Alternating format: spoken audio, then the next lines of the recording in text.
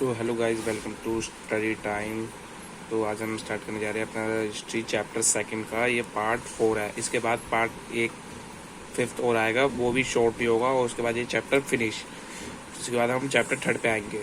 तो चलिए हम स्टार्ट करते हैं। हमने एक गृहपति तक का पढ़ लिया था, जो घर का मुखिया होता था, जो जिसका सभी चीज़ों पर नियंत्रण होता था। ये हमने पढ़ लिया था यहाँ तक, अब यहाँ तक। इस बात के सभी प्रमाण मिले हैं कि खेतों से जुड़े लोगों को उत्तरोत्तर भेद बढ़ता जा रहा था। इसका पता हमें बौद्ध कथाओं से चलता है।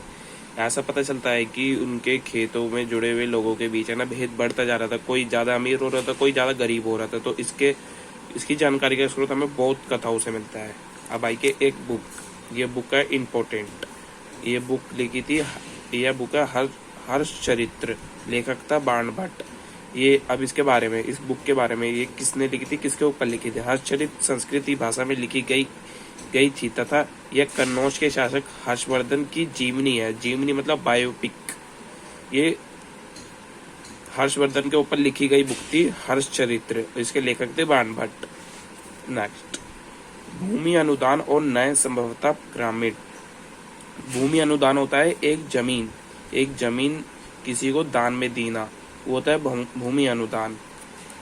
अब 2 AC में भूमि अनुदान के प्रमाण मिलते हैं। 2 AC मतलब आपको पता है, ईसा के जन्म के 200 वर्ष बाद, 2000 वर्ष बाद, मतलब 200 वर्ष बाद, सॉरी 2000 तो अब चल रहा है। स्रोत, इसके हमें स्रोत कैसे मिलते हैं? एक तो अभिलेखों से पता चलता है, जो पत्थरों पर उकेरे गए थे, और एक तामपत्रों पर, जो तामपत्र पहले भी लिखे जाते थे और अब भी कुछ लिखे जाते हैं।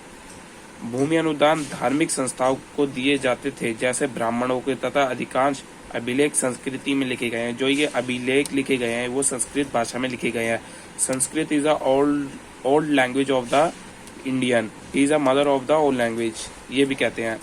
अब आइए एक प्रभावती गुप्त चंद्रगुप्त द्वितीय की पुत्री थी, जो 1775 से 1515 तक थी। अब नेक्स्ट पेज। इसका विवाह दक्कन पठार के वाकाटक परिवार में हुआ था। धर्मशास्त्रों के अनुसार स्त्रियों को दान देने का अधिकार नहीं था, परंतु प्रभावती गुप्त ने भूमि की स्वामी थी और उसने दान भी दिया था। अब एक फैक्ट के बारे में बात करेंगे। चंद्रगुप्त द्वितीय को ही विक्रमादित्य की उपाधि ली थी। इसने सबसे पहला बंदा यही था जिसने विक्रमादित्य की उपाधि ली थी। ये विक्रमादित्य उपाधि होती थी, ये 14 शासकों ने ली थी। अग्रहार उस भूभाग को कहा जाता था जो ब्राह्मणों को दान में दिया जाता था। ठीक है। नगर एवं व्यापारी। 6वीं शताब्दी ईसा पूर्व में नगरों का विकास हुआ। पाटलिपुत्र नगर नदी मार्ग में किनारे पर स्थित था। उज्जैन जैसे अन्य नगर भूतल मार्ग पर स्थित थे। कुहार समुद्र तट पर स्थित था। मथुरा व्यावसायिक केंद्र पर स्थित था। ये छोटे मोटे नहीं, ये बड़े ही शहर थे ये। लेकिन आपकी बुक में जितना है मैंने उतना लिखा है। लेकिन तो ये तो 16 के 16 महाजनपद मैं लिख सकता था, लेकिन मैंने लिखे नहीं। आपकी बुक में जितना दिया गया है उतना ही पढ़िए। NCERT is the main source of the crack in the CBSE board paper. Pataliputra का विकास पाटली ग्राम नाम के एक गांव से हुआ था।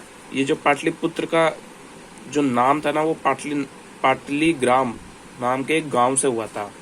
ये बस ऐसे ही दे रखा था तो मैंने लिख दिया। 6.2 नगरीय